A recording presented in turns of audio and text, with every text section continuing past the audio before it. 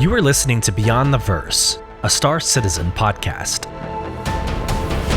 A show dedicated to Cloud Imperium games, Star Citizen, and Squadron 42. Whether you fight, explore, unite, and or trade, we bring you news, updates, interviews, reviews, and analysis.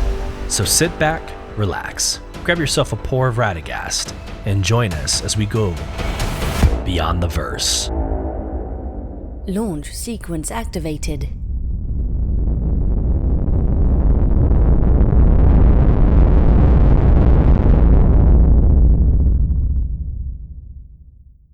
Hello, friends, and welcome to Beyond the Verse, a Star Citizen podcast. I'm your host, Sulyce.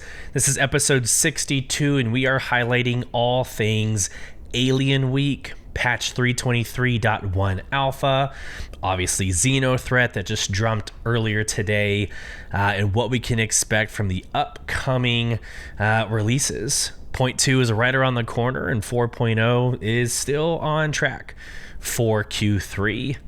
I hope this finds everybody well. I've been completely detached of all things Star Citizen the last couple of days. This week I was in Seattle, Washington for work. I'm not going to bore you with any of those details, but we had a global summit where we had individuals from Japan, India, Canada, Mexico all converge into Seattle, Washington for an Amazon meeting. And one of my products, actually the product that I own, was one of the main highlights, and so it was humbling to be part of that effort, but it was also really fun to network. And if you've listened to this podcast, you clearly know that I am a very social individual. I love building relationships, and so this past week was amazing. Funny story coming out of it. I think it's well known at this point that my coworkers know I have a podcast.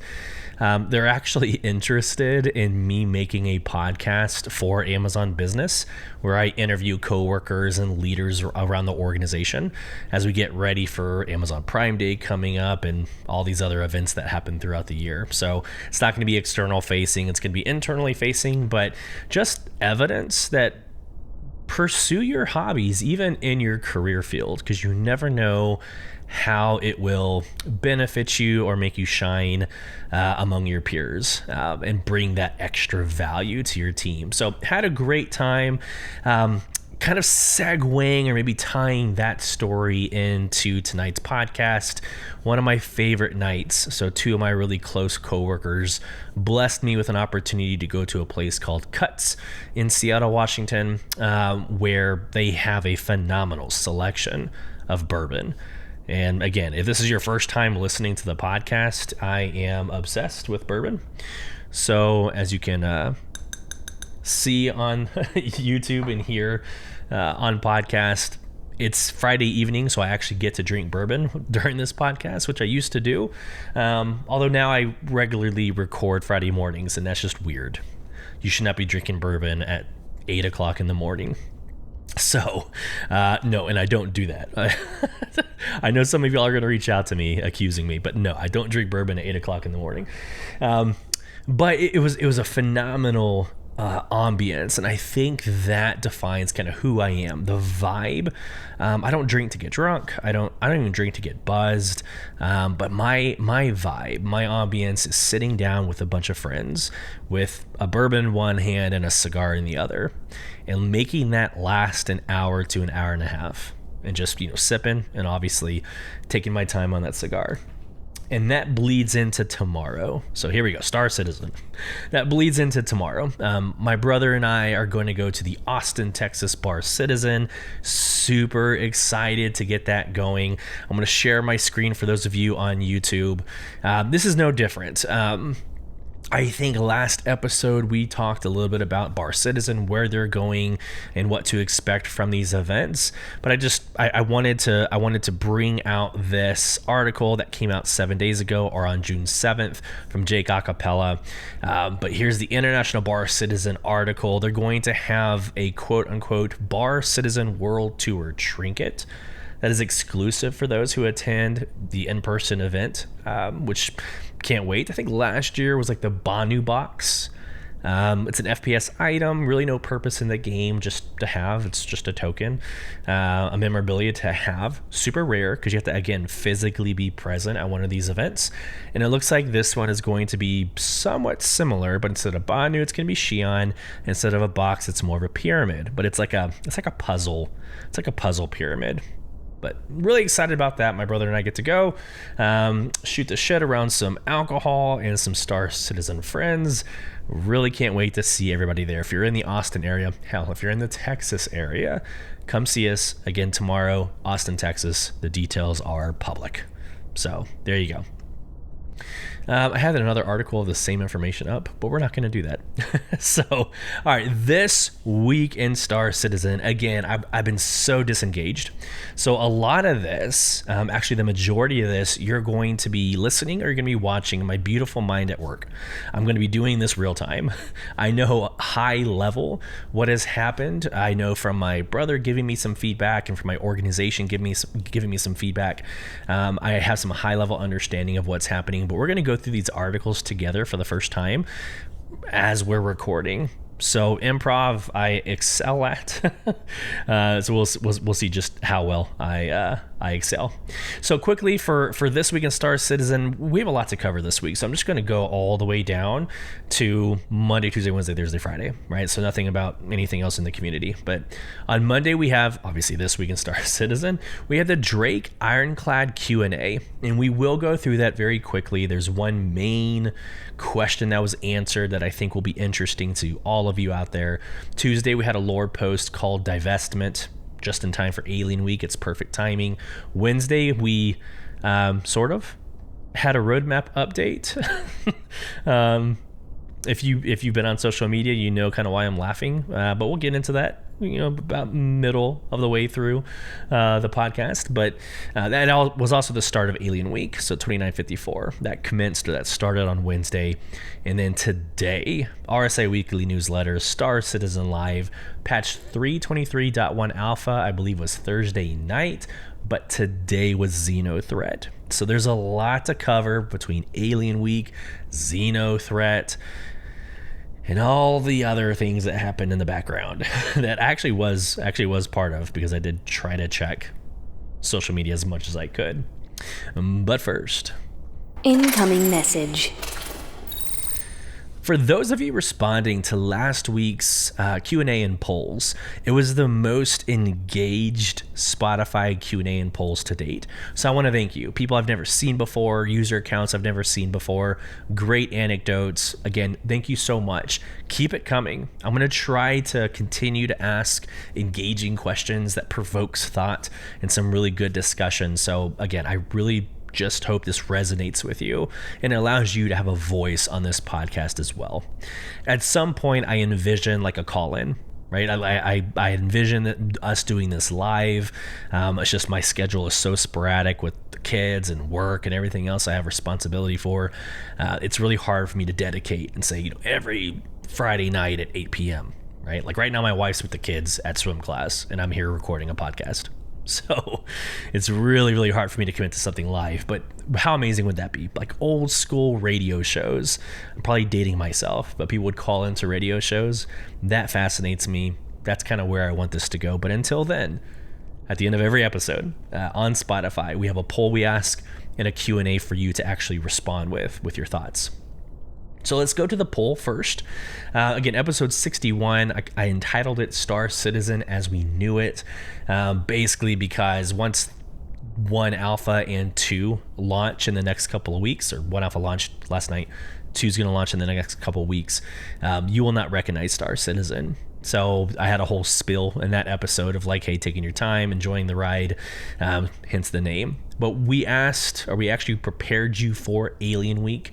We talked about last year's Alien Week, and of course our poll and Q&A are surrounded by that, which provides us good talking points into Alien Week for this week, as it's live now. So I asked, what alien race is your favorite? And I'm going to say it again. Don't let CIG fool you. If you go to a Bar Citizen, every Bar Citizen event I've ever gone to, they ask the question, how many alien races are there and can you name them? And no one remembers all 6. There are 6 alien races, you people. Banu, Tavaran, Vandal, Xi'an, the Krthok, and the Hadesians. So little is known about the Krthok. There's some ships that have the Krthok name on it, but the Hadesians, they're exterminated. Like they don't even exist anymore, right? But that is an alien race in the Star Citizen lore you need to be aware of. So what alien race is your favorite? Let's go through the results. 38.5% vote the Banu. Yeah, they're the most, I would say probably the most involved with us from a human culture perspective, right? You could say the Xi'an with their technology, but mainly the Banu, as we see the Banu Merchantman, the Banu Defender, the vehicles, right? Most of our alien vehicles that we fly, at least from the top of my mind right now, is Banu. Most of our lore with aliens, you can base it back on the Banu. So that doesn't surprise me at all, right? The next down, it's actually a tie, 23.1% between the Xi'an and the Tavaran.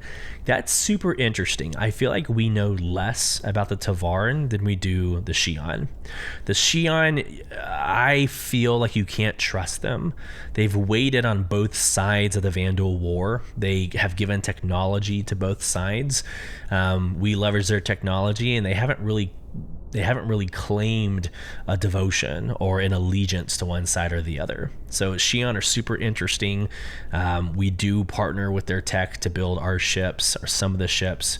Misk, right, is a good example in the Mirai series. It's a good example of using Xi'an tech. Tavaran, again, we know little of the Tavaran. And then in third place, another tie, 7.7% between the really unknown Krthok and the Vandal. Now that surprises me. I would have suspected the Vandal will be a lot higher. Like when I think Star Wars, like who's your favorite character in Star Wars? A lot of people are gonna say Darth Vader. You know, he obviously, I don't want to get into a Star Wars conversation on podcast, but you can argue the good and the bad inside of like who he was as a character. But he was, you know, the evil character in episodes 4, 5, and 6, right? And then Anakin Skywalker, obviously, in episodes 1, 2, and 3. But people like the enemy. People like the antithesis of stories, right? And that would be the Vandal in our series, Squadron 42. It's gonna be based around, or it's gonna have a lot to do with the Tavaran, or I'm sorry, with the Vandal. And then like 0% voted Hadesians. I don't blame you. I don't know crap about the Hadesians. That's a Paul question of the Astro Historian. Go ask him. I don't know anything about the Hadesians, but I thought that was a very interesting poll, that the Krthok even got 1 vote. That's insane to me. Now this is going to take us a little bit to get through. For the Q&A, I had 9 responses, and again, that's the most we've had up to this point. So I'm going to go through them kind of quickly. I want to make sure that I give the courtesy to those who invested time to respond. But it's nine responses to get through, and we have a lot of information. So the question I asked is, with Alien Week next week, do you think there will be any surprises? And I think at this point we know that there hasn't been. There's no surprises for this Alien Week this year. I did not truly suspect we would hear anything about the Banu Merchantman, which of course didn't happen. In fact, jokingly, I was telling people not to get your hopes up about the BMM. Just don't do it. Just forget it exists, right? But I thought for sure, with cargo hauling coming around with Point 2 releasing in the next few weeks, I thought we would see more about the Raylan, right? The Gaddock merchant. Not merchant. I did this last time. Is it? No, it's not merchant. The manufacturer. There we go. I did it last episode. But Gaddock creates what's called the Raylan. It's like their version of a medium hauler, right? For cargo hauler. So you would imagine like that would be a perfect tie-in of an alien ship into something that's coming in the next couple of weeks, and nothing released. So unfortunately, we know the answer to this question before we even get into the responses, but let's go. Dakota Riley, always number 1, always the first. Dakota Riley says, BMM or the Gaddock Raylan news? Probably not, but a man can hope. Well, I just responded to that. So unfortunately, neither got any love. Well, really no ship got any love. Josh Bradshaw, I don't feel there will be any big surprises. Maybe an update on the next Gaddock ship.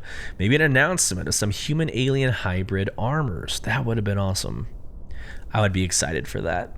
So, yeah. So, Josh, you kind of won this. You won this round. There weren't any big surprises, but I'm pretty damn sure there wasn't any human-alien hybrid armor conversations. I will say just, like, overall...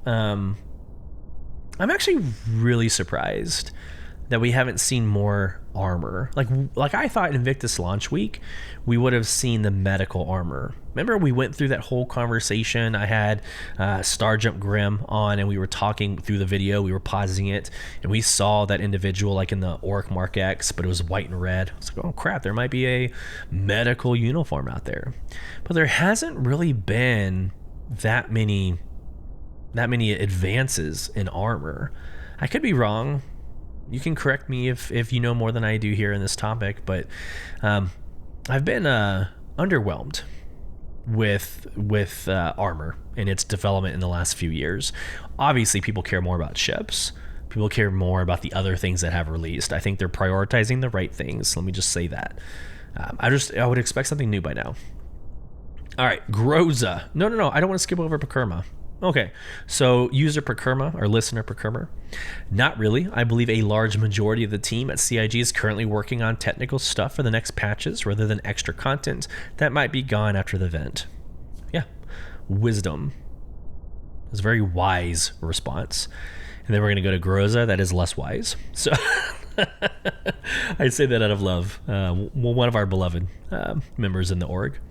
So Groza responds with, humanity first. Guessing some Raylan news. This is funny. So Groza says humanity first, all capital letters. He already revealed that he was like speaking through his character, and his character is a speciesist, if that's a word, but hates all aliens. I'm kind of the same way, guys. I don't know, like for no reason. Like I don't know. I don't want to. I don't think we should XenoThreat all aliens. Like I don't think that's a thing. But I just don't trust any of them. I don't trust the Banu. They're too nice, right? They're too nice. They're too colorful. They're too, I don't know. I feel like they're gonna stab us in the back at some point. Don't trust aliens. So right there with you, Groza. All right, Nick, quote, maybe, but I don't think so. Maybe they announced that they are making a ship. They have so many ships that they are working on, but maybe they sneak something in. Nick, I think we all wish the same thing. I think we all kind of wish that there was something. Like last year, at two separate times, you had the Santalkii and you had the Sulan, right? The starter ship, the Sulan. And I think one was IAE, one was Alien Week or something. It was spread out throughout the year. So like that was a really nice surprise, but for nothing to come out, not even like a news or a heads up. A little disappointing.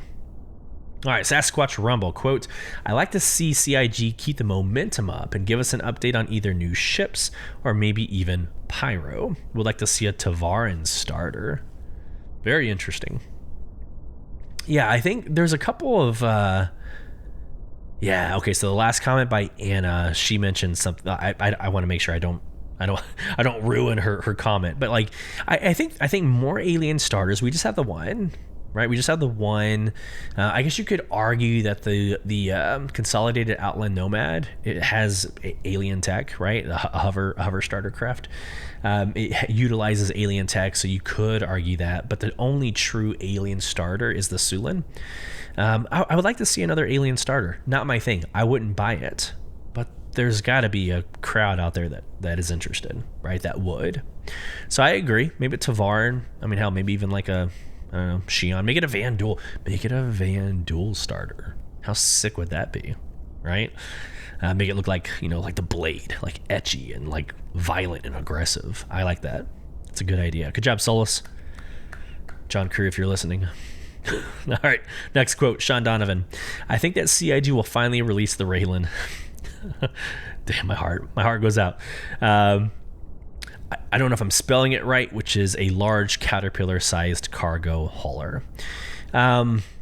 I actually don't know, Sean. I don't mean this to be like, combative. I don't think the Raylan is Caterpillar sized. Like, I know it's a medium cargo hauler, but at least the images that I've seen, it's just like that typical Gaddick star shape, but just obviously bigger and able to carry cargo. I am interested in the Caterpillar sized comment though. Actually, let's do this.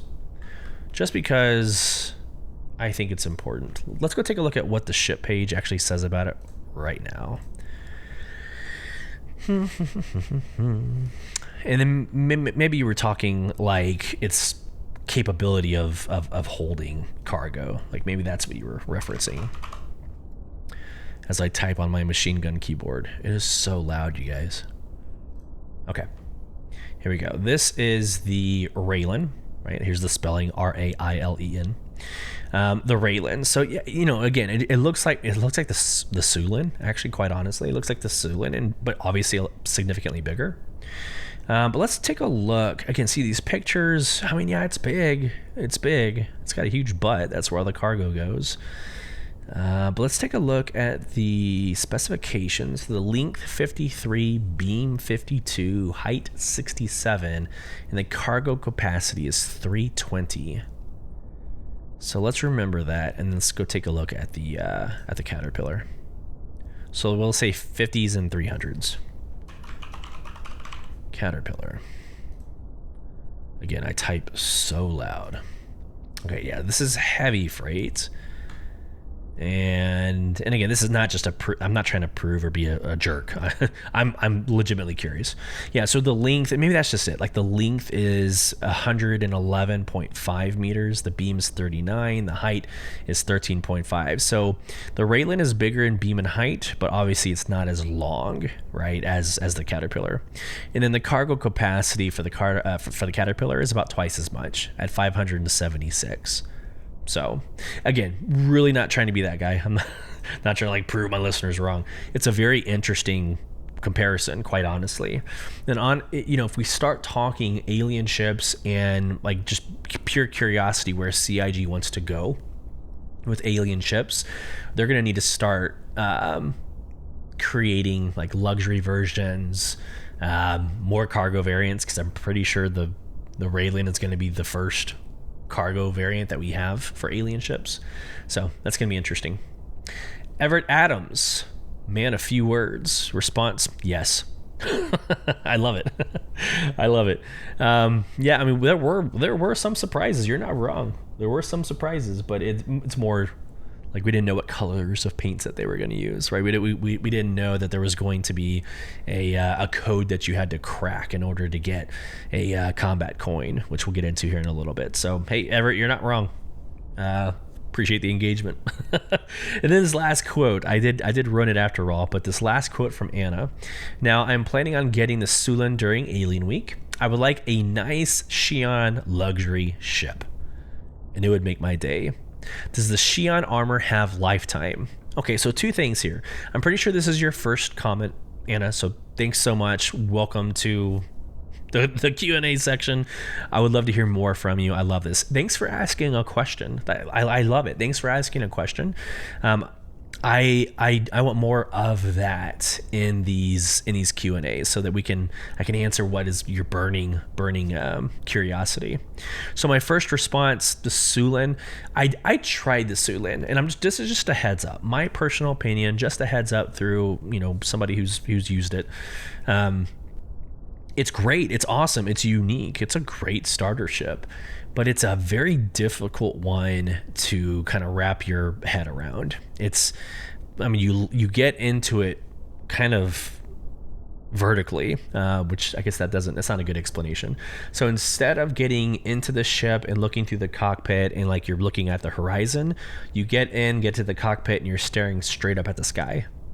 So in order to take off and land, for the most part, you've got to get out into third person camera just to see what's around you, because you can't effectively see where you're landing or how you're taking off. So it's just a different experience. It's kind of complicated for a starter ship, but it's one that is super unique and fun, to get engaged with. The Xi'an luxury ship, absolutely. And I think we get a little bit of a hint when we look at the Banu Merchantman. It's luxury in a sense. Lots of golds, like the colors are very luxurious. It's that like beige, dark browns, gold highlights. So you get kind of a feel. But I think like an 890 jump, but an alien version of the 890 jump, absolutely. That would be pretty sick, right? I'm right there with you, and I would probably own it, even if I don't like the alien aesthetics. To answer your question, does the Xi'an armor have lifetime? Yes. So the Xi'an armor, you need to think of it as like subscription flare. So it's going to always be in your hanger. I wouldn't wear it until .2 comes out, patch .2 comes out, where you have hangers and you've got item banks, etc. I wouldn't use any of your subscriber gear or like the Xi'an armor, because once you lose it in this current state, it's gone until you do a character reset or until a patch resets it. So I wouldn't touch it, don't do a damn thing with it. But when 0.2 releases and onward, this armor will have lifetime, just like your subscriber gear. So I hope that answers your question. And I hope you enjoyed this week's Q&A and polls. Again, at the end of every episode, you will have both a poll to answer and a Q&A. Love it. All right, let's go. Let's get into our first topic. Again, we're like maybe 30 minutes into this podcast, maybe just less than 30 minutes. We've got Alien Week to get through. Well, actually, first, let's back up even more. I'm going to get through the quick news first. So I'm going to go through 3.23.1 alpha launching. CIG dropping the hammer on accounts that duped. That's exciting. There's a Q&A for the Drake Ironclad roadmap or update, and then we will get into Alien Week and XenoThreat. So let's go quickly. First and foremost, last night 3.23.1 alpha released. You can go check out the specific details if you would like. I think the main piece here, I scroll through it, I look at the actual features and gameplay. The imagery is cute, nice and pretty. There's bugs and fixes, that's fine. But I think the main gameplay, ships and vehicles, and the core tech is what's super, super interesting. So here we go, gameplay. So missile adjustments in both the Retaliator and the new, dang it, the Firebird. Oh my lord, the Firebird. So the missile adjustments were actually, that's the next section. It's not even this one, but they changed the size 3 guns. They changed the amount of ammunition. Again, that's the next subject, not this one. But those 2 ships got missile adjusted, if you will. But this actual gameplay missile adjustment, let me just read it verbatim. It increased the missile lock min and max ranges. It reduced missile speeds, and it balanced missile fuel tank amounts. It reduced salvage cover-up rewards. So there's your gameplay features. I've already told you the ships and vehicles one, essentially. One I haven't told you yet was the Hornet tuning update. So the F7 Alpha Hornet Mark II lateral strafe capabilities have been fixed and should now be in line with tuning expectations. The F7C Romeo up strafing capacity adjustment, lowered boost fuel used for the entire Anvil Hornet series. Then here we go with the missile counts. They've increased the Saber Firebird's missile count from 12 to 24, so doubling it, which is great. That means you get to stay out longer before you have to refuel and refit, right? So that was my one thing. With only 12, you could probably kill 2 or 3 bounties, and then you're back in a spaceport or you're back somewhere refitting. With 24, you're able to stay out a little bit longer. And I think for me, my personal bar of excellence, or maybe my expectation, is that I should be able to keep a ship out for a play session. So like an hour. I should be able to keep a ship out for an hour without having to go back and refit and refuel. So whatever that looks like, that's me personally. I'm not every gamer that plays Star Citizen. But that is what I would expect and want from the ships, is how can we make it where maybe you have to go back and refit and refuel after an hour. I think that's a good balance in my mind. Next, the Saber Firebird ARMR has been modified to reduce all emissions by 40%. which aligns with it being more of a stealth variant, or has that stealth capability. So that makes sense. Reducing emissions, hard to detect on radar and on radar. Good Lord. Updated the Retaliator to have size 3 guns on all turrets and updated turret constraints. Let's get down to core tech. So core tech, performance polish, ship weapon audio balance. It removed vehicle entrance markers when in a different zone or too far away. It made further client performance optimizations, vehicle hit damage network performance optimizations, and full ship weapon audio mixing passes. So there you go. I don't want to call this a cosmetic one, like 323, like .0, like 323 period was a very cosmetic patch. That is a cosmetic patch. So I want to make sure I don't label this one as such, but it kind of feels like it. There wasn't like a new game loop. It wasn't like there's anything new to do as of yesterday. There wasn't anything new to do until today's XenoThreat, which we'll get into here in just a second. So there you go, 323.1 alpha. Just quickly, there you go. CIG dropping the hammer on duping accounts. So sharing my screen for those of you on YouTube. I'm going to read the article, I'm going to respond, and we'll go from there. Real quick, before I do that, I'm going to say this again, and I'm going to continue saying it several times from here on out. You will not hear how to exploit on this podcast. If you've been listening to the last several episodes, you knew that there was a duping exploit, that it existed, but I will not go through the details on how they're doing it. I do not want to be part of the problem, right? So, sorry, not this podcast, right? That is my principle. So, to the article. Hi, everyone. We've completed an investigation into multiple exploits within Star Citizen that compromised stability and negatively impacted the in-game economy. As a result, we have resolved multiple AUC exploits in 323.1 alpha, and we've identified suspended over 600 accounts involved in exploitive behaviors, while also removing the illicitly gained AUEC from the Star Citizen ecosystem. Cheating and exploiting undermine the integrity of our game and the efforts of our dedicated backers to help us build Star Citizen. We take these actions seriously and assure you that we are continuously developing additional measures against cheating and exploitation. We will continue to prioritize triaging exploits with the highest urgency to isolate and address these issues as they pop up. At this stage of development, exploits and issues like these are likely to arise, which is one of the benefits of open development and working closely within our community. Identifying, testing, and reporting exploits is acceptable and encouraged. We've gained valuable insights through your issue council reports, and we thank you for that.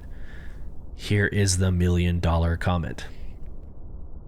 However, once an exploit is identified and confirmed, continued abuse for personal gain will not be tolerated and will result in action on our part. Once again, we're super appreciative of your efforts in flagging recent issues and your general support in utilizing the Issues Council.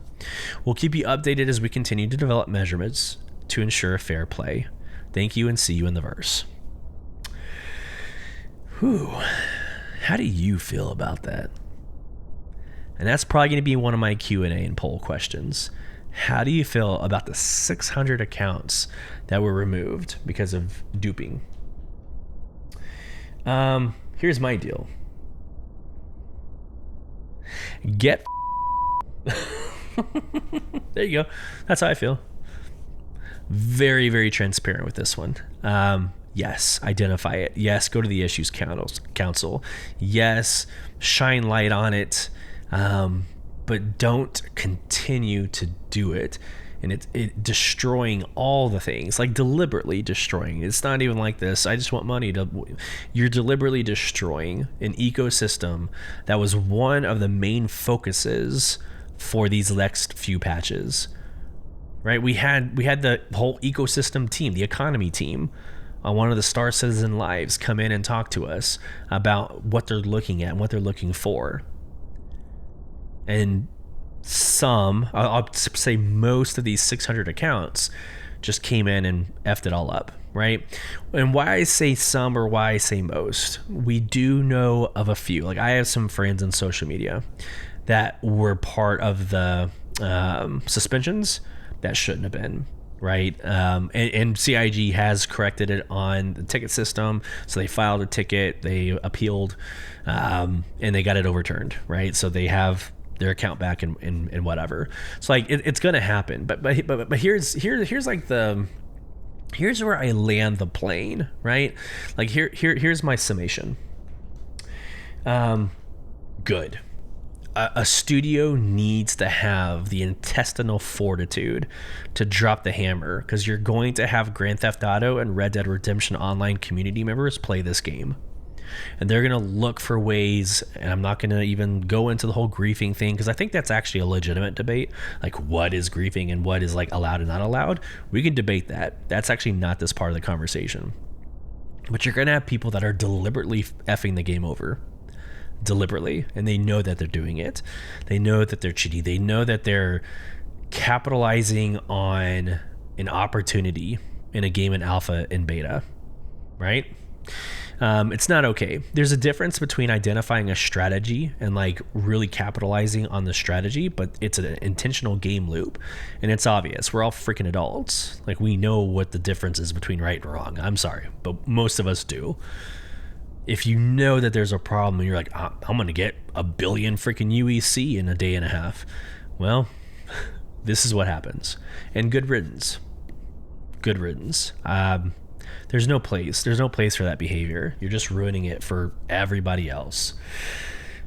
Getting off my soapbox, I find it fascinating. I applaud you, CIG. We need studios to do this. Now, there might be a better way of doing it. Again, I don't know what that looks like, but there might be a more balanced way where we don't accidentally suspend the wrong accounts. Okay, we can get into that debate too and how that looks.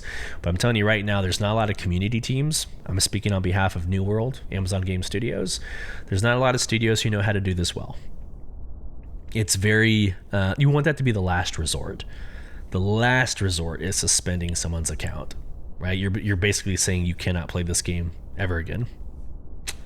It's a very slippery slope. Okay. Drake Ironclad Q&A. Let's go. I don't want to spend too much time on this. Great information. Go read it. Super important. But there's some interesting things that I do want to call out. So don't care about who it competes with. Don't care.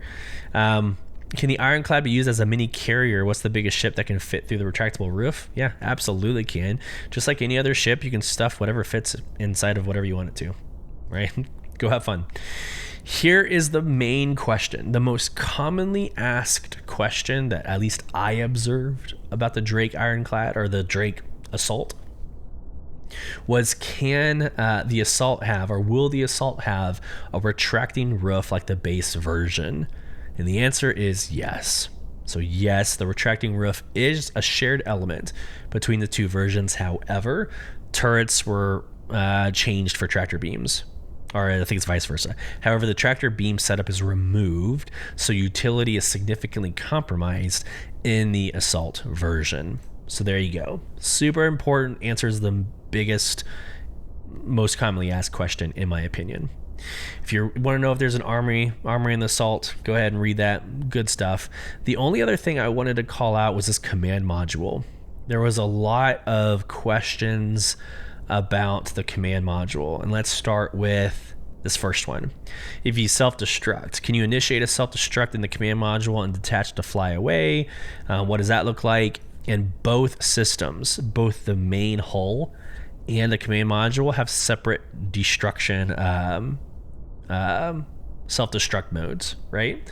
So in the main hull, there's like a computer system, there's like a command area that you can go in, or control room that you can go and blow it up, but your command module will also have the ability to self-destruct. Next question, is the command module shared between the Ironclad and Caterpillar? It most certainly is. Super exciting.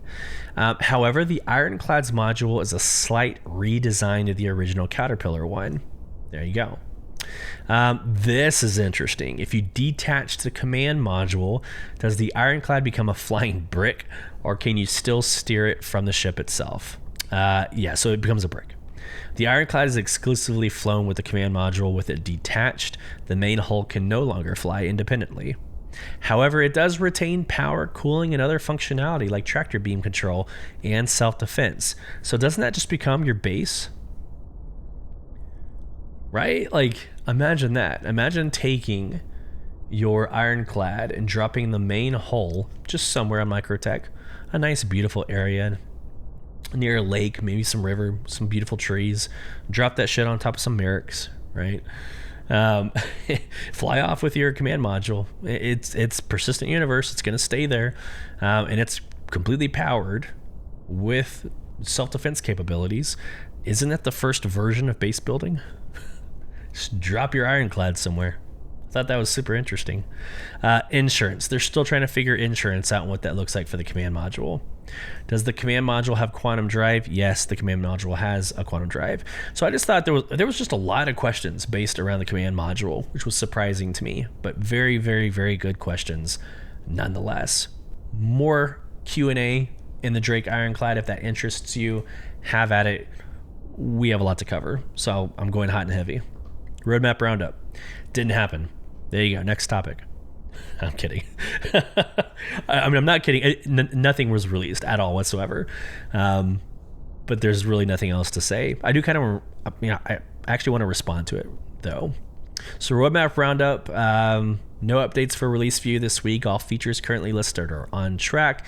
No additional final reviews have taken place. No progress tracker updates this week as work continues on long-term planning, yada, yada, yada. Maybe a little bit of drama coming out of the community, or maybe some like emotional reaction to this. We haven't had much of a progress tracker, if at all, this year. Really at all. And I think there's some, I don't share the concern. My community, my organization doesn't really share this concern. But what we saw on social media this past week is like, where the hell's the direction of this game going? There's not a lot of intel, based around the progress tracker, as they're not really releasing much information at all. They've hinted at 0.2 dropping in the next couple of weeks, and then 4.0 at some point in Q3. But like, how are those tasks coming along? What are the ETAs on some of those tasks? I think there's a lot of those individuals, to include myself, that like looking at those details and, surmising and building content around it, and it's just not there. None of the information is there. So I think there's just a general disappointment that on Monday they say, like this week in Star Citizen, there's going to be a roadmap roundup. And then Wednesday comes around, they're like, there's not going to be a roadmap roundup. So why even brief it on Monday in this week in Star Citizen? So I think that's, I don't know. I can understand kind of both sides of the response to roadmap roundup. Okay, meat and potatoes of our podcast. Here we go. Alien Week. And we're going to start with the Spectrum announcement for Alien Week first, and then we'll get into the new player guide, and then we'll get into the meat and potatoes of Alien Week. In that same spirit, we're going to go through the Spectrum announcement of XenoThreat. We're going to go through the new player guide for XenoThreat and the meat and potatoes for XenoThreat. And that'll probably be enough for this podcast. Don't think we'll go into the lore reading of the divestment. Squadron 42 monthly report. Spoiler alert, there's not a lot of new information. They're just still polishing. So here we go. Alien Week. Boom. Although humanity has been in contact with the Xi'an Empire since 2530, we've only recently enjoyed friendly and fruitful relations, forging a powerful alliance of trade and security. Join us in celebrating this prosperous union, this Alien Week, June 12 through June 24, with special events and fun interactive adventures both in and out of the verse. As part of our celebration, there will be time-limited offerings on ships, paint schemes, along with drinks with the devs on our International Bar Citizen Weekend. And don't miss our Super Galactic XenoThreat Smackdown Community Contest. Share your best fan art, screenshots, videos, or even roleplay creations with us on the Community Hub. The cherry on top, as a backer, you can test fly 4 Xi'an ships for the duration of Alien Week.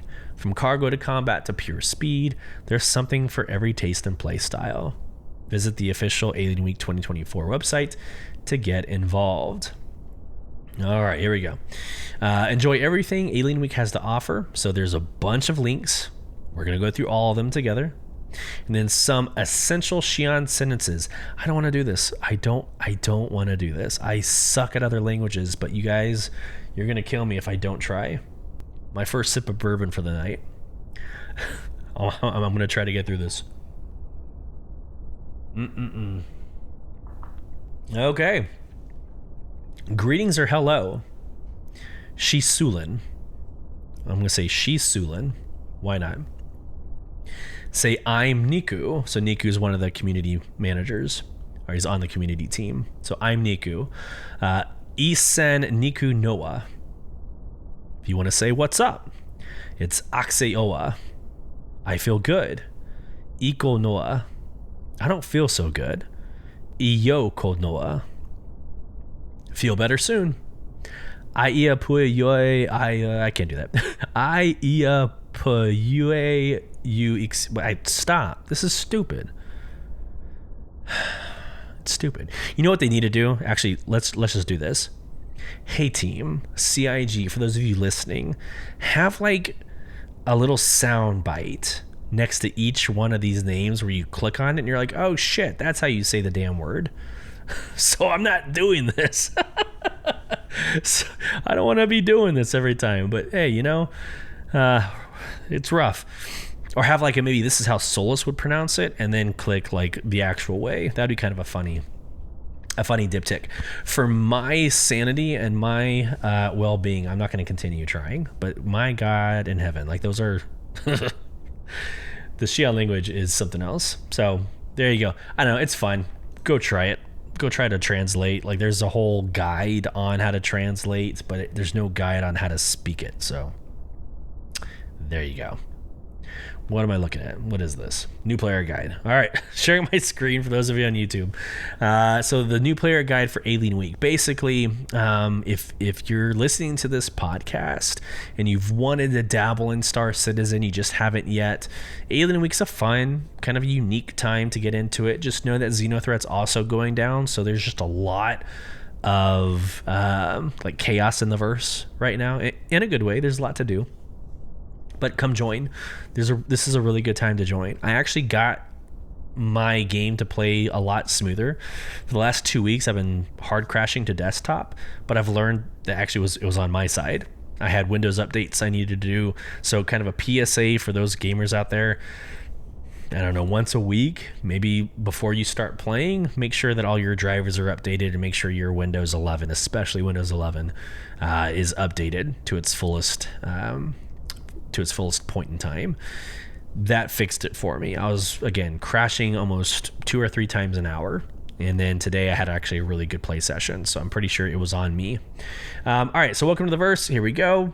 In Star Citizen, you can be whoever you want to and explore the stars on your own terms. You can mine or haul cargo, salvage space wrecks, hunt bounties, become a mercenary, or even take up a life of crime.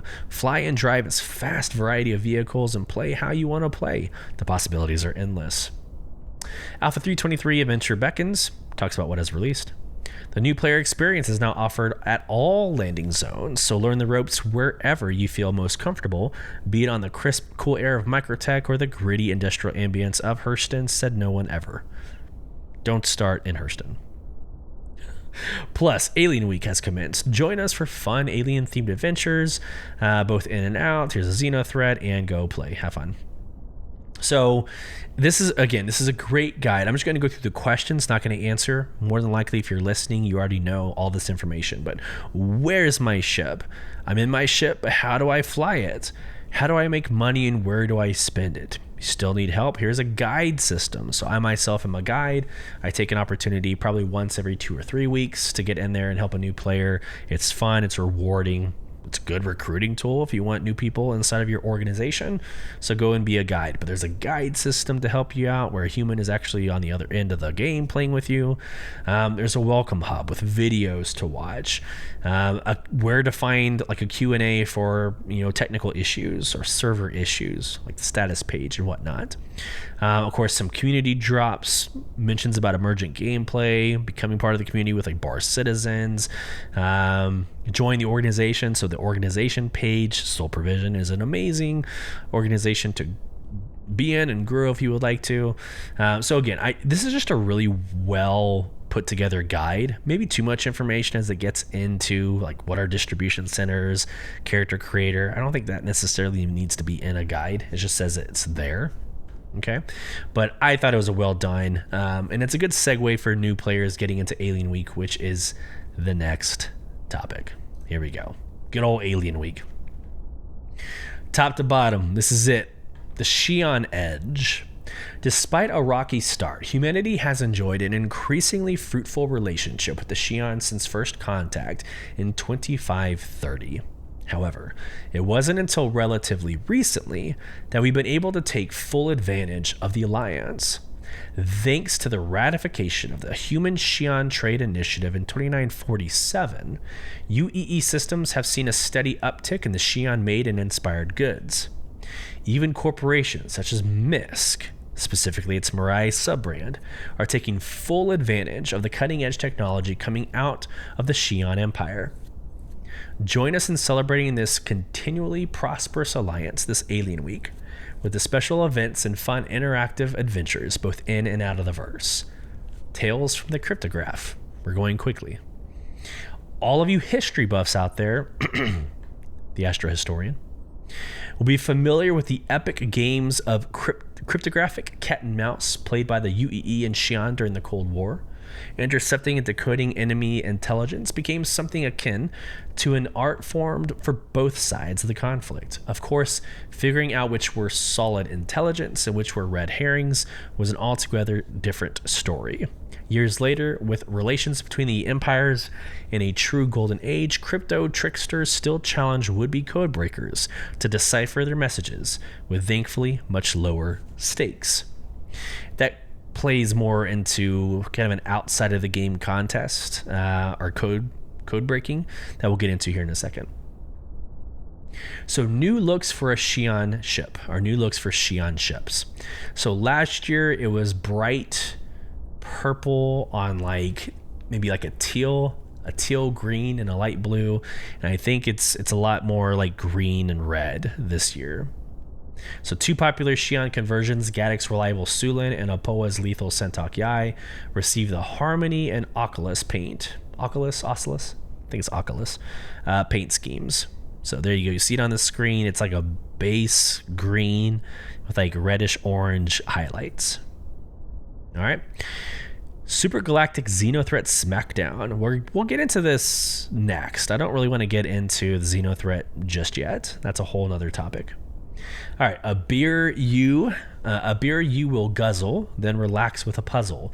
This is if you go to a Bar Citizen. We talked about it at the top of the podcast, but if you join one of the in-person Bar Citizen events, you get this like barcode, and you scan it, and it puts this pyramid that you're seeing this individual holding. You get that pyramid in your FPS or in your hangar. Here is this crack the code. So, well, you can easily Reddit or go to any leak source, find the information, and put the information in here. I just want to encourage you. You don't get many of these. You don't get many opportunities to crack puzzles in this game. It's not old enough yet. It's not mature enough yet. So really write it out. Now, if you're on the last day and you just can't figure it out, by all means, go for it. Go to Reddit, but give it a chance. It's actually a lot of fun. So can you crack the code? Quote, feeling lucky, code breakers?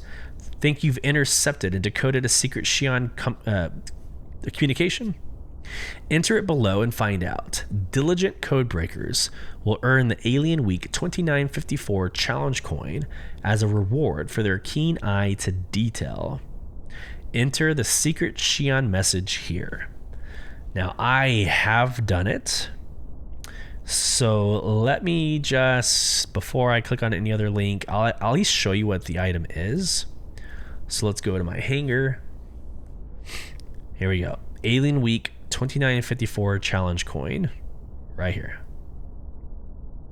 It's beautiful. It's a really beautiful coin. I actually haven't looked at it in game, so I don't really know size, or I don't really know what it looks like in game. But in this picture, it's like a base purple with light pink or maybe red highlights with a gold perimeter on the outside. So really kind of cool. I love the dated stuff that they've been doing. It's really awesome. All right, let's click on more links. Alien Week specials. All right. I think this is the next. I didn't have to click on it. It was already here. Okay, so again, this is actually new information I haven't been able to see yet. I actually don't know what I'm about to read to you. So here we go. Explore out of this world offerings, the hottest alien vessels. Xeno enthusiasts rejoice. This Alien Week brings limited time offerings for all you Xenophiles out there with ship sales, paint schemes, and more. For those with a taste for the morbid, completing the Vandal Swarm mode in Arena Commander unlocks the ability to pledge or upgrade to a dreaded Vandal Glaive. Reminder that there's a limit of only one dreaded Vandal Glaive per account. And best of all, backers who have pledged can test fly 4 Xi'an ships throughout Alien Week. Keep reading for more details. So I have the Vandal Glaive. I have melted it. It's in my pledge back, or my back pledge.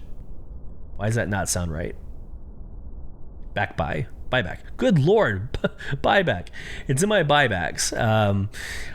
And this has nothing to do with the alien aesthetic. I'm better in other vehicles. I could not, after weeks of trying in Arena Commander, maybe it's different with Master Modes, but weeks of trying in Arena Commander, even inside the PU, I was not good flying the Glaive. So I have it. It's just in my buybacks if I ever wanted to bring it back out.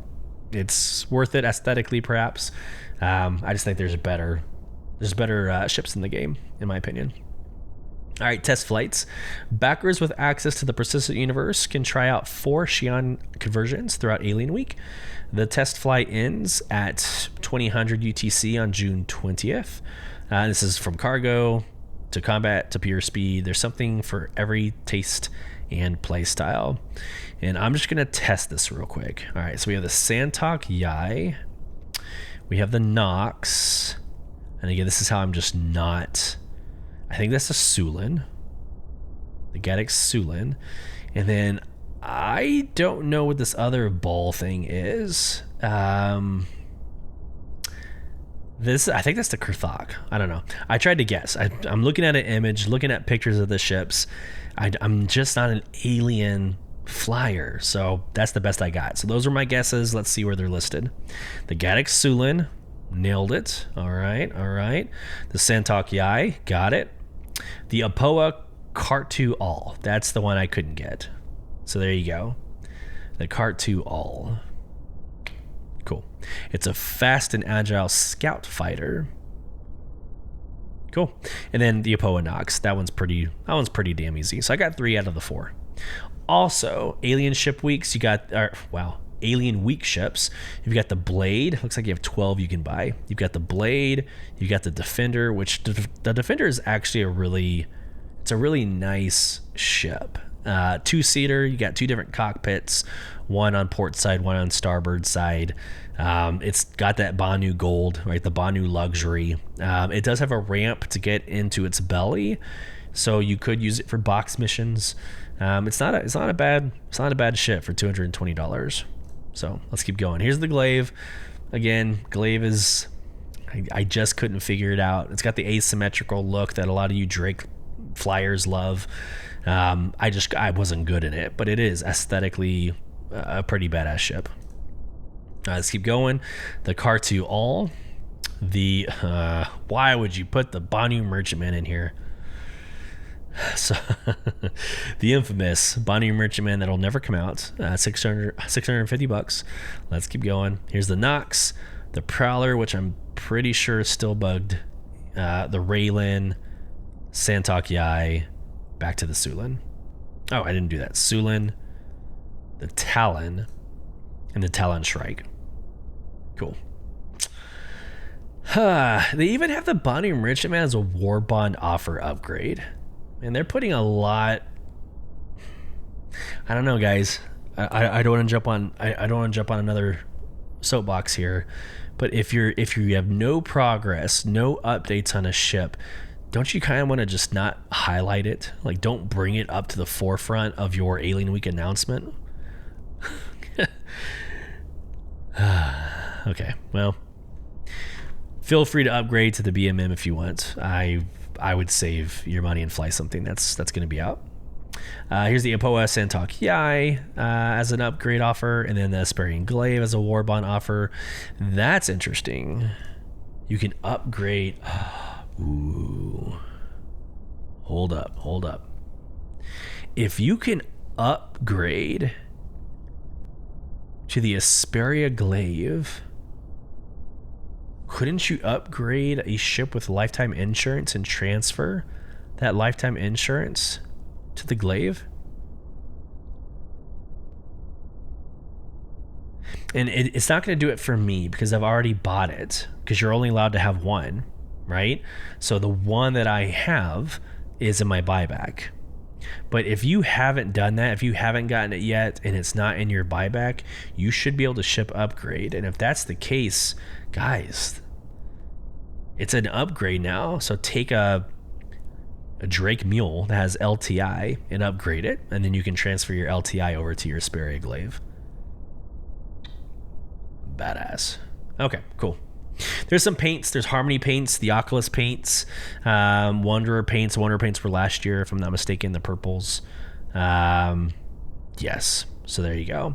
Alien gear, nothing new. So to that, to the individual's comment that called out alien gear, wanting to see alien gear, nope, doesn't exist for this this release. Okay, so there's all things Alien Week. Oh, but by the way, let me show you this. There is a really awesome hoodie that I'm pretty sure was showcased for the first time at CitizenCon last year, but it's the First Contact hoodie, and there's like different scripts, like alien language up the sleeves, but it's actually a really badass hoodie. I'm actually interested in getting one at some point, but I guarantee you, let me click on this. They don't have a double XL, I guarantee you. Ooh, they do. Ooh, damn it. I might actually get it. You know what's funny? This is completely off topic. I just scrolled down and saw the Navy Field Jacket. The Navy Field Jacket has been something I've been wanting for the longest time, but they don't have anything larger than a medium. They have nothing in like large XL, 2XL. They've never had that. But that jacket looks pretty sick. I would totally get that jacket. But they do have the First Contact hoodie in an XL or 2XL. I digress. I digress. All right, so there's that. Overdrive Initiative. Here we go. So changing direction. Alien Week was about 2 days ago. Actually, it was yesterday? 2 days ago? Yeah, it was Wednesday is when it released. But yesterday was 0.1 alpha, and then today was the pickup of Overdrive Initiative. So there's 3 phases to XenoThreat. I'm not going to go through them right now. It's going to run it when I get to the actual article itself, but there's 3 phases to this new XenoThreat. So it's still considered Overdrive Initiative. Here is the Spectrum announcement for it. I always start with Spectrum because it's a very good shot glass summary, but we hope you've enjoyed taking on Overdrive Initiative over the last few weeks, disrupting XenoThreat's plans both on foot and in the cockpit. We wanted to give you a heads up. Shortly after the release of Alpha 3.23.1 Alpha, XenoThreat is preparing to turn up the heat and bring its full might to the Stanton system. If you were looking to complete all 5 phases of the Overdrive Initiative ahead of their incursion, now is the time. Open the priority tab in your contracts manager to get started. For the latest on the patch release, keep an eye on our testing channel over on Spectrum. So this was actually June 11th. This article, the Spectrum article, was 3 days ago. So that was in preparation for today's drop, which is now what you're looking at on screen. And we are actually going to end the podcast after going through XenoThreat. So here we go. Scrolling through. A lot of this information has not changed from the Overdrive Initiative information. So the kind of lore leading up to it and why we're doing this, that really hasn't changed. But I would like to go ahead and show you all the video. We're kind of watch this together. Again, for those of you on YouTube, you can hear it if you're listening on podcasts. But let's just watch the teaser. It's a really fun one, and we'll get into the information. Here we go. Start.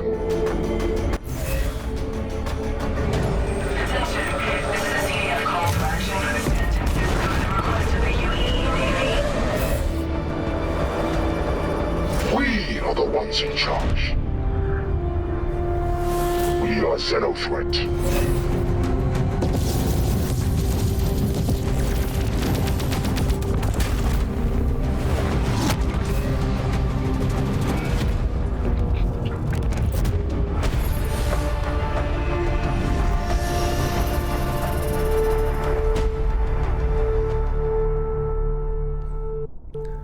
Boom.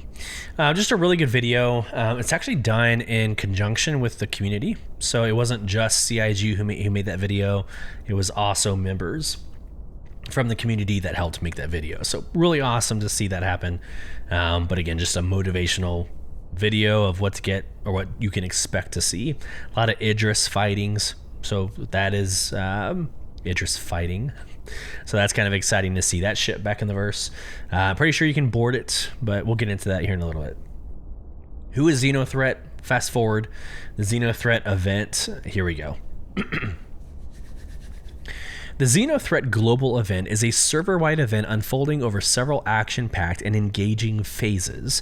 The Navy's Aegis Javelin Destroyer, the UEES Warhammer, is being restocked at INS Jericho Station near the Stanton Pyro jump point. Unfortunately, XenoThreat has been intercepting and destroying supply convoys, so the Navy is requesting CDF, that's you and me, assistance retrieving the scattered cargo and delivering it to Jericho Station. As XenoThreat forces are still at large, combat support is also needed while resupplying the Navy flagship to keep attackers at bay. As soon as Warhammer is restocked and ready for combat, you will engage XenoThreat's capital class ships and dangerous fighter escorts in an effort to drive them out of the Stanton system. So just reading that alone, it reminds me of last year's XenoThreat, right? You were basically helping around the INS Jericho. The difference, though, is that the Jericho was up in the Microtech system. It was actually, like if you're looking at the star map, it was like northeast of Microtech. Now it's going to be in the Pyro jump point, which is super badass because we're right around the corner from 4.0. So I like how they're doing that. Phase 1. With XenoThreat's declaration of war, you are called upon to join the Civilian Defense Force to eliminate this threat to the Stanton system. Phase 2. The message from Special Agent Rowena Dooley, the CDF coordinator, orders you to report to the INS Jericho Military Station, which is located in the vicinity of the Stanton Pyro jump point.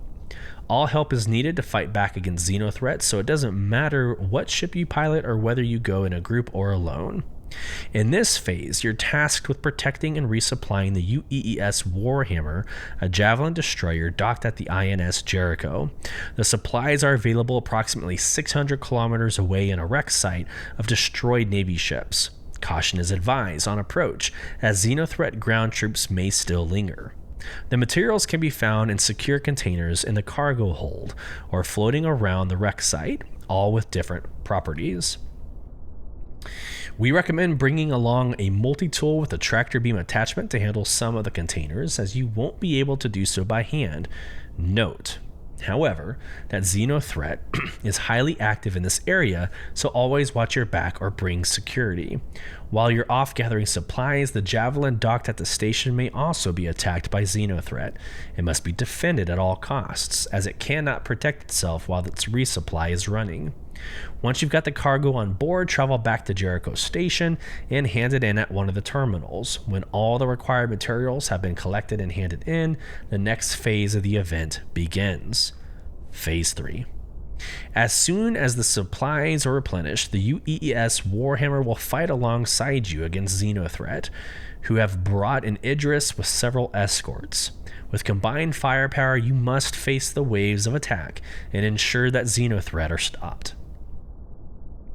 All right, so again, that reads very much like last year's XenoThreat. It's going to be very familiar, but I think even more exciting given its proximity, or given its location for this year.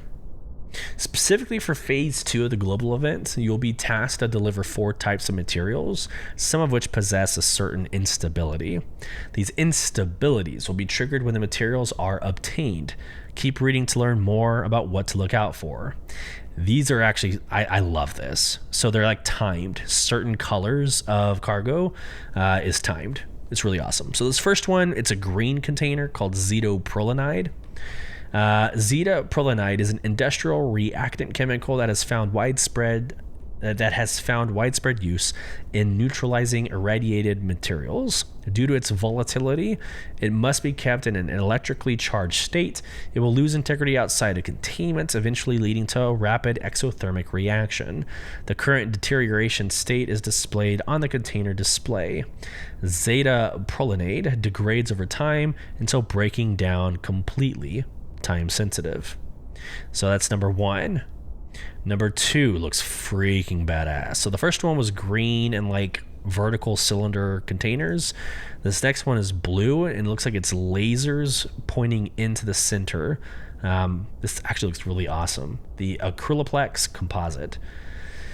The Acryloplex composite is a moldable material used in the construction of explosives. In addition to being commonly used in demolition applications for heavy industry and mining, it is also used to create small potent warheads. Care must be taken while transporting larger quantities of the composite, as it is impact and heat sensitive. So basically, one's timed, one sounds you can't you can't be you can't quantum travel with it. Perhaps, maybe. So there's like a time sensitive one. There's like one that limits your abilities on how to fly. Let's read on. This next one looks like a nuclear bomb. Duluthermex. So let's say Duluthermex is an extremely heat-resistant epoxy, often used in the mounting and repair of ship thrusters. It is considered very difficult to transport in its uncured state, as it becomes explosively unstable when exposed to Chan-Eason fields during quantum travel. So this is the one that you can't quantum travel with. Specialized containers must be used to safely transport the epoxy over long distances. Once set and cured, the Duluthermex is no longer reactive. And the last one looks like, ooh, this is a big one. This is like a 32 SCU. This is 16. It says right there on the side. So this is in a 16 SCU container called Dynaflex. Developed for use by the military, this absorptive material can withstand severe stress owing to its extreme flexibility. Dynaflex is known for its application and scalable armor reinforcement, well suited to large ships and vehicles, as well as personal body protection. But its natural tractability and toughness render it an incredibly versatile material across the UEE. So that's super interesting. I love reading about those containers, because for Phase 2, it sounds like that's going to be probably the more complicated one. Are you going to be in charge of delivering and like handling those? Are you going to be the, combat escort? So as I start already thinking about next week's Org Night for Soul Provision, it's interesting to consider, like, what is your fastest ship that can get from point A to point B and not use quantum travel? That's going to be super important, right? All right, moving on. There is a community guide on like how to partner up with more players. Not really going to go into that. How to play, there's no right or wrong way because it's a dynamic event, so go have fun. Just know you're accepting missions that are called Overdrive. So you're going to go to Overdrive and accept those. It looks like you're getting the packages off of a Starfarer. So when you get to the Starfarer, it's going to be a ran down Starfarer. So how are you going to get there? How are you going to load into? What ship are you going to load into? It's going to take a lot of planning. Again, unless you're just going to go and willy-nilly it. Like, go there with a Rambler, with a cutter, and fill it up. Sure, that's fine. But yeah, this is going to be better with friends. It's going to be better with an organization. So there you go. Cargo loading. I'm just going to read this because there's been a lot of changes in cargo loading since last year. Remember to come prepared. You should bring a Pyro RYT multi-tool with a TrueHull tractor beam attachment to not only move containers quickly, but also to handle some of the bigger containers that can't be moved by hand. I am personally going to attach the two-hander tractor beam, like the max hold tractor beam. I'm going to equip that to my backpack. It's going to be a lot easier. I think it's going to be a lot better to help move things further distances, less movement on your part. So I'm going to put a two-hander on my backpack. Back to the article. It's also wise to bring some support, as XenoThreat or other players may try to attack while you're busy offloading cargo. To turn in the resupply materials, fly to Jericho Station and access any of the available trading terminals. You can keep track of the server-wide progress towards the Javelin resupply on top of your screen. Teamwork makes the dream work. A little article in here about doing good things with your team. And then, of course, a community screenshot contest. Right? Let's see here. Oh, Ruben Saris got... Oh, that's really cool. So Ruben Saris got quoted in past XenoThreat events. That's really cool. He says, ready to kick some XenoThreat in the blink, blink, blink again. So that's neat. So there's just quotes about people participating in XenoThreat, and that's the end of the guide. So if I move on, is this the same? So this is the actual Overdrive initiative. So let's go to the missions. I'm just going to go straight down the missions. It has the mission 1, the resupply. Okay, so this is the raid. So let me go all the way back up. So this is the 3 phases of XenoThreat. Again, the incoming communication from Rowena Dolly is not new. There's a video for the assault on Stanton. Let's go ahead and watch it. Again, members of the community participated in this as well. So let's get started.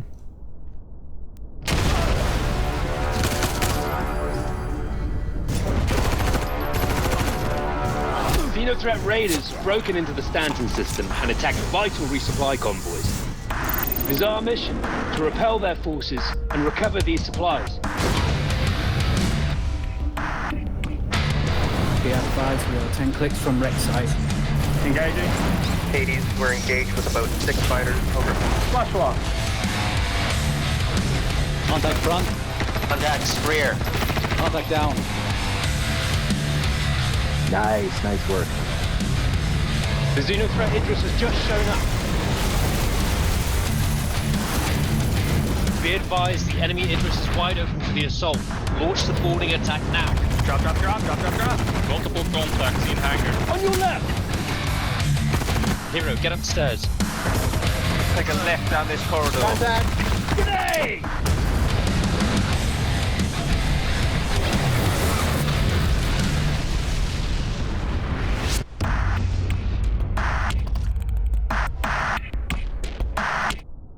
Love it.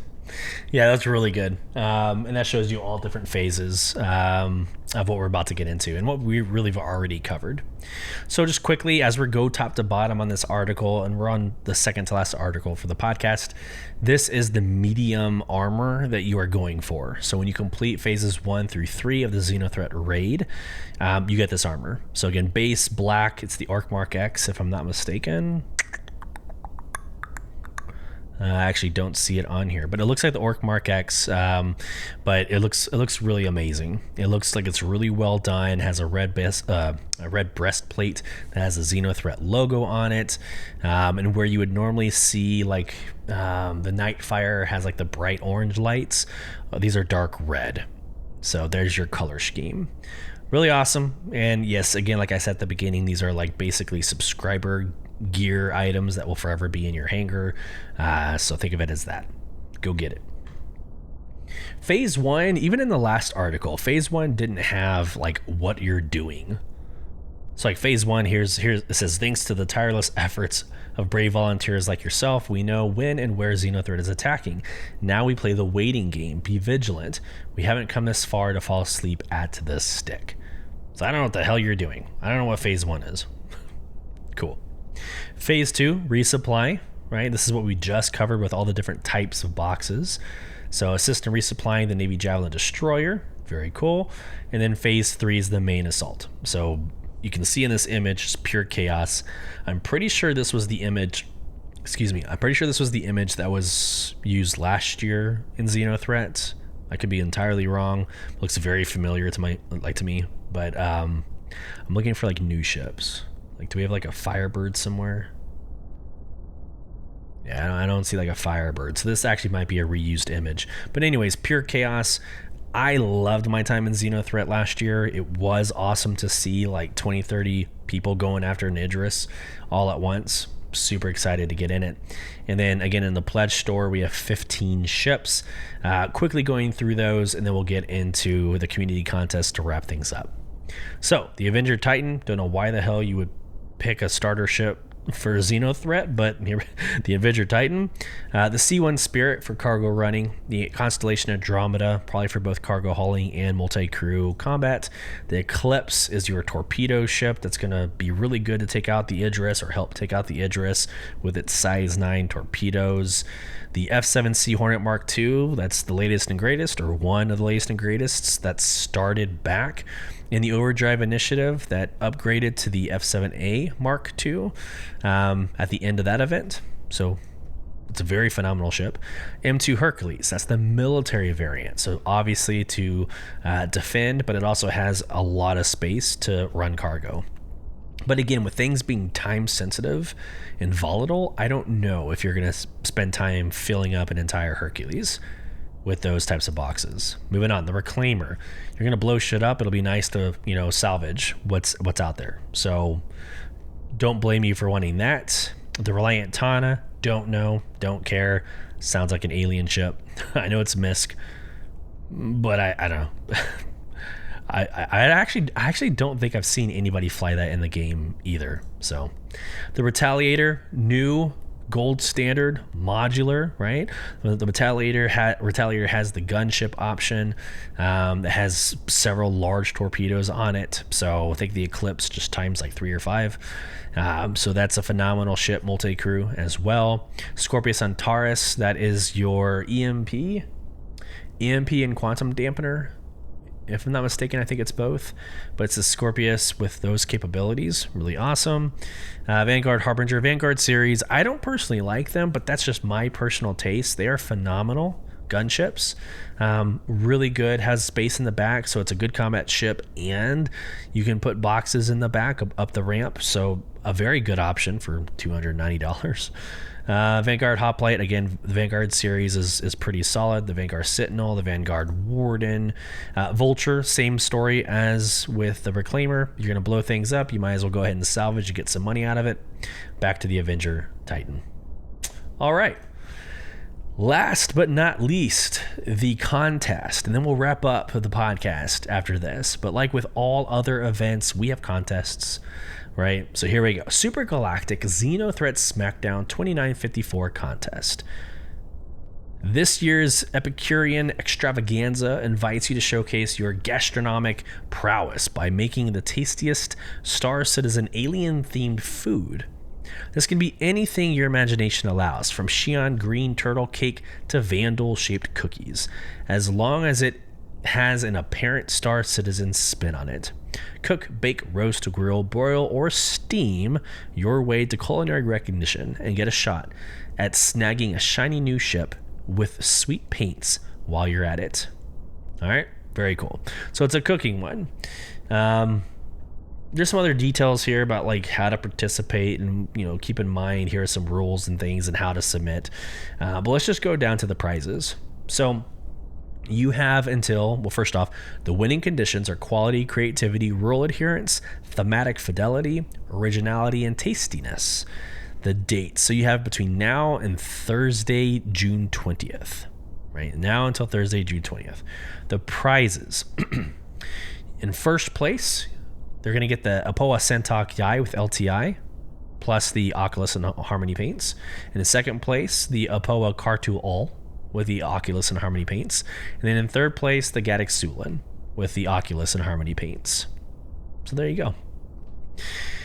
Whew, a lot of information. And again, I'm sad that I wasn't doing it real time like I normally am. If you follow us on socials, like I make it a point to try to get you the latest and greatest information as quickly as I can and in the best format as I can.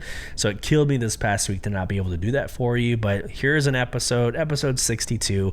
I hope you have a lot of value. Hope you see a lot of value in me still producing this late in the week. If you want to become part of the conversation, you can email us at contact@beyondtheversehq.com. And again, of course, respond to that Spotify Q&A and polls that we will read and discuss on every episode of Beyond the Verse podcast. You can also join our socials, Twitter, everything else, /BTV_cast. And we do video replays over on YouTube at /BTV_cast. You join our in-game organization called Soul Provision at www.robertspaceindustries.com /orgs/provision.